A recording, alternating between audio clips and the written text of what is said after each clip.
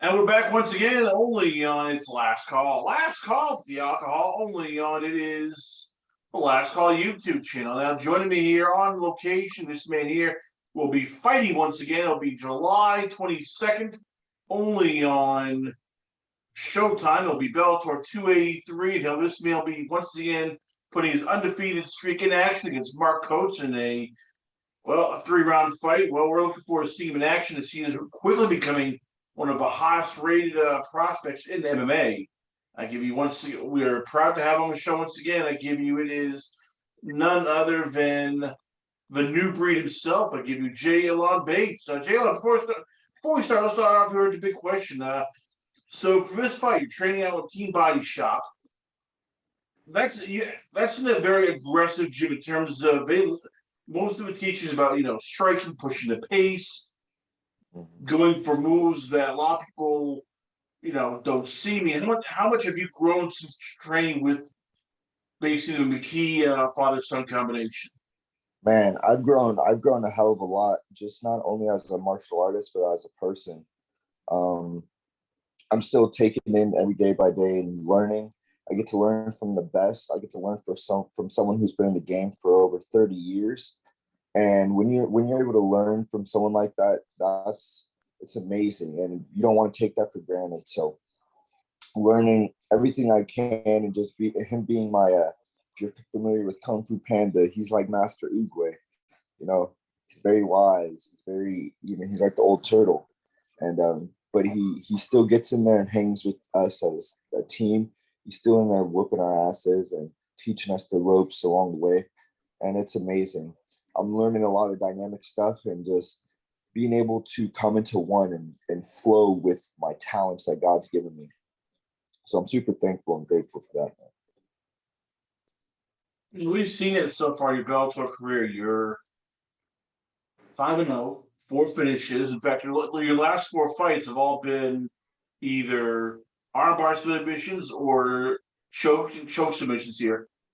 How much do you like that? The fact that, no matter what, even though the competition gets getting tougher, you're still able to, get the submission. You're still able to, impose your will on guys who they now have tape on you. For every fight, they have more and more tape, and it's still like, all right, I can still get the submission. I can still get the armbar choke.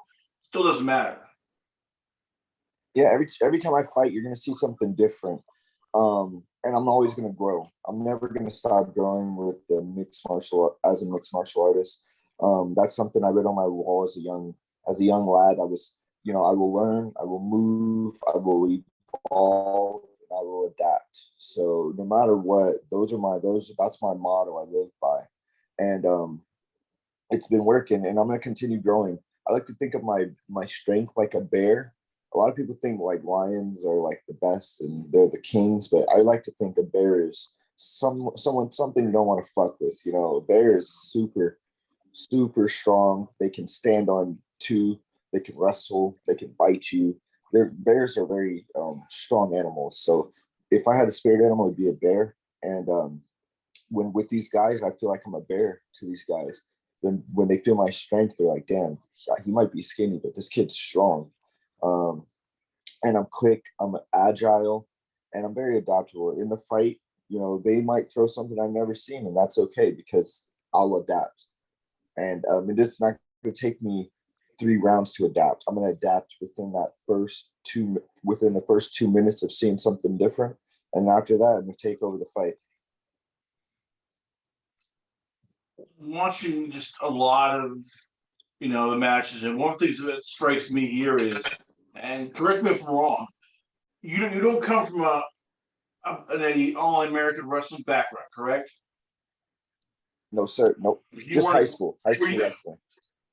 But all right, so it wasn't college wrestling. Not all these guys who we've seen, like you know, a lot of guys who come from, let's say, Penn State or all that. One of the things I've noticed here though is guys have tried shooting in, and it's almost like they can't do it here. I mean, how much have you worked on that in terms of we've seen you striking, we've seen you with submission wrestling, but we've also seen, and this is something I'm very impressed with is guys can't take you down. They can't get in. They can't.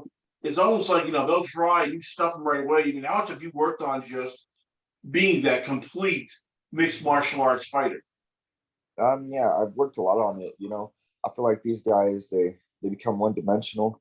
And for me, I'm a mixed martial artist. It's about taking every martial art and mixing it into one at the right time.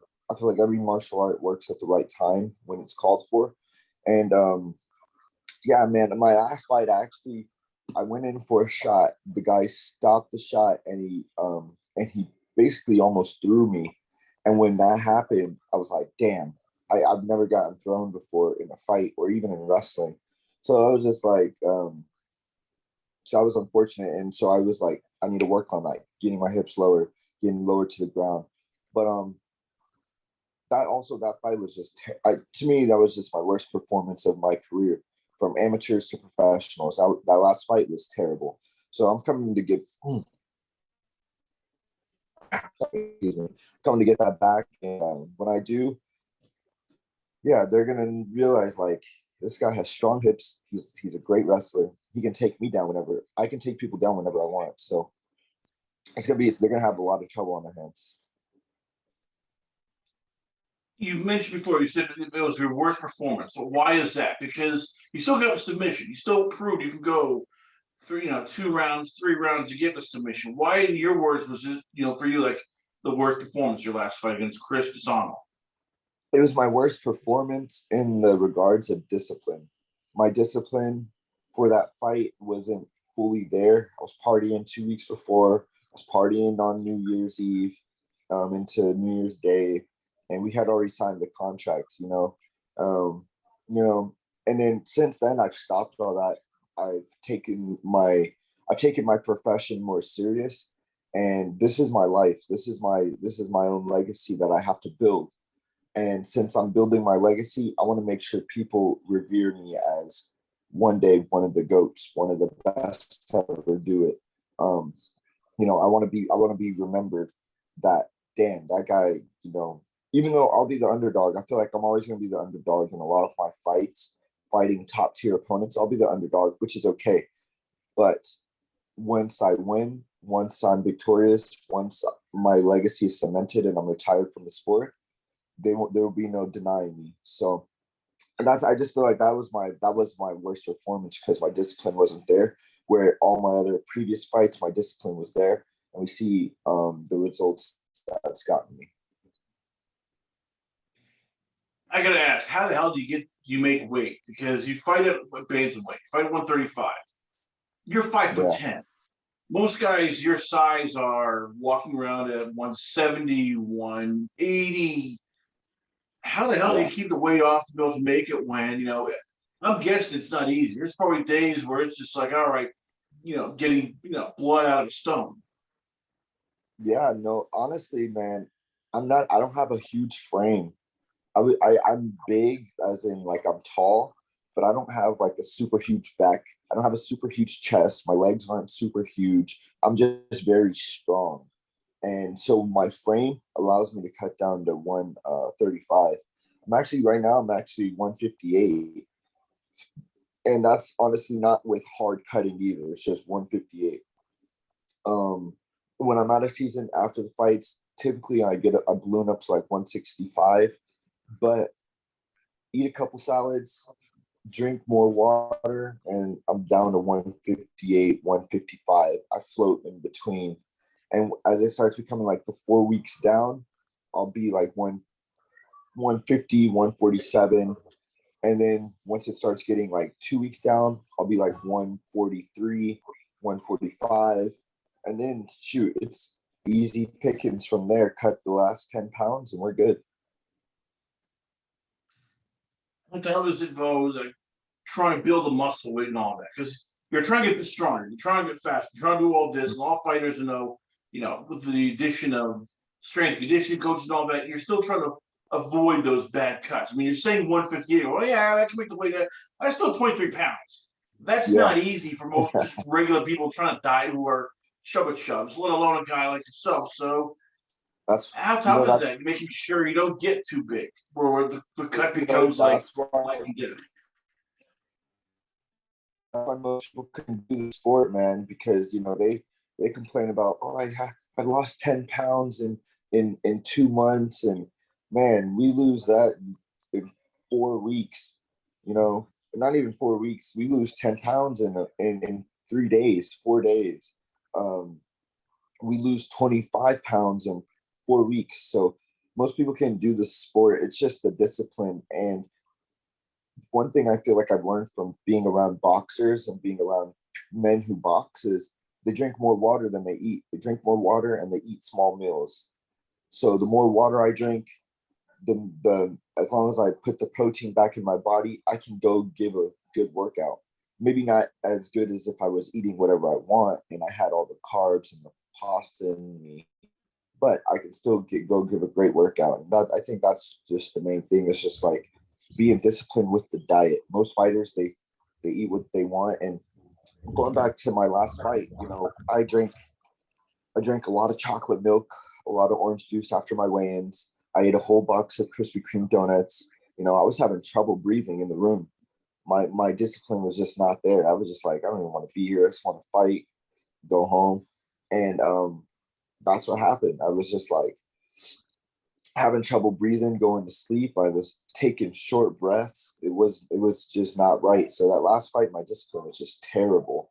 And I ballooned back up to like 147, 148 for that fight. So discipline comes from even after the weigh-ins, staying on plan until the fight is done, until the fight is over. Then you can do what you want. Then you can have those cheat meals or those sweets or whatever else it is. And yeah, man. So it's not that hard. It's hard to most regular people because this is the lifestyle. If you don't do it, this is what we signed up for. If you don't do it, you know, go pick a different profession, go pick a different game. What made you choose this profession? I mean, it's not for the money because most, there's easier ways to make money. It's not for the adoration, the girls, because well, you can be a rock star, singer, a rapper, Vetta. You put your body through hell. You sacrifice a lot. People always online are bitching about this and that, saying, "Oh, I can do that. I can beat this guy." Blah blah blah. Why the hell did you want to become a mixed martial arts fighter? Put your mind, your body, and everything through the ringer when there are probably people saying there's an easier way for you to make money here, buddy. I used to say it's because I get bullied a lot, but now I just realize it's because I'm a sadist masochist. I I love pain. I don't mind it, and I love inflicting pain on others, and that makes me happy. I love putting my body through. I feel like pain is the best teacher, and pain without pain we would be dead. Without pain we wouldn't be alive. So when you feel someone punch you in the face, or you feel someone kick your leg, or you feel your thigh hurting, or you feel someone trying to take in a way advantage of you, and you say no, that's not going to happen, and you put your will to test, and you succeed.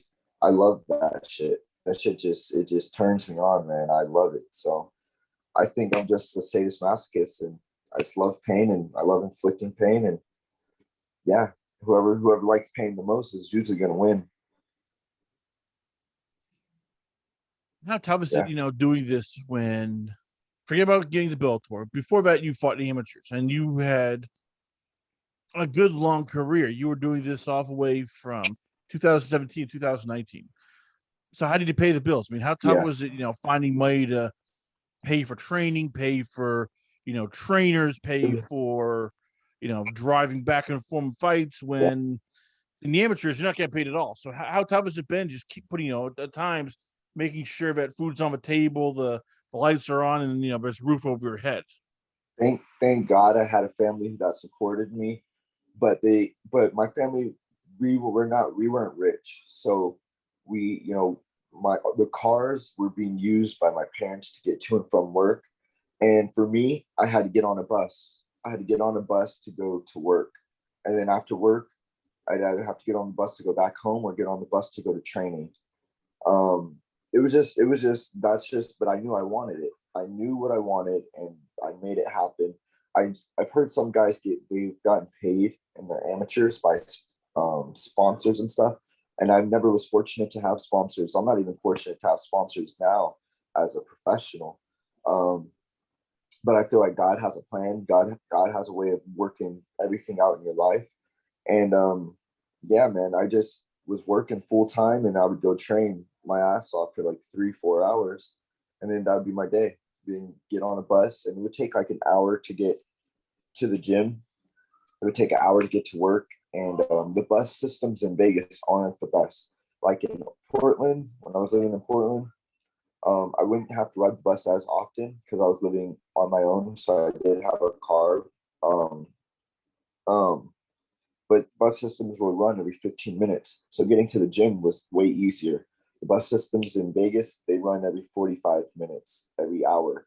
So it took a lot more time, a lot more planning, and I would be out of the house a lot more of the day. But like I said, luckily, thankfully, I had a family that supported me in what I was doing, and they believed in me. And whenever they could loan me the car, I would be able to drive my dad's Dodge Ram, his truck. But so shout out to my parents for that, just always believing in me, for always my back and always supporting me. But yeah, that's how it was. It was hard, but I knew I wanted to fight. I knew I'm gonna be the best one day, and we're working our way to that. I believe by the end of 2023, I'll be the champion, or the beginning of 2024, I'll be the Bellator bantamweight champion. And there's really no doubt in my mind. The only thing is if Bellator wants to push me that fast, and if they want to push me that fast, I'll be the champion by my 11th, 12th professional fight. Well, there you have it, ladies and gentlemen. Once again, we're proud to have on the show. He'll be fighting once again Bellator 283 all the way in the Emerald Queen Casino in Tacoma, Washington. I give you none other than the new breed himself. I give you it's Jaylon Bates. Jaylon, before I let you go, where can fans check you out at? Where is, the Twitter page, Instagram, the website? Where can fans hit you up at? Hey, please go run my follow them on my page, New Breed _ MMA on Instagram. On Facebook, it's going to be Jaylon Bates, JAYLON BATES. On Twitter, it's the same thing as my Instagram, New Breed _ MMA. I appreciate my fans. I appreciate you guys supporting me, and continue to watch the rise to greatness. And we'll see you at the top. Jaylon Bates, ladies and gentlemen, once again, always an honor, pleasure. I have it on the show. Stay tuned for more great action coming up here once again, only on Last Call. Last Call with the alcohol. Thanks, Chris. Only on the Last Call YouTube channel.